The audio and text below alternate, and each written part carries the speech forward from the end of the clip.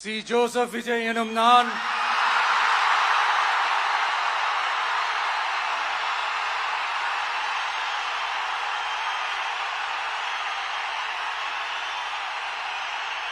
சட்டப்படி அமைக்கப்பெற்ற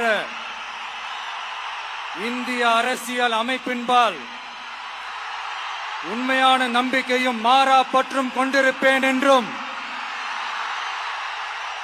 இந்திய நாட்டின் ஒப்பில்லாத முழு முதல் ஆட்சியையும் ஒருமையையும் நிலை நிறுத்துவேன் என்றும்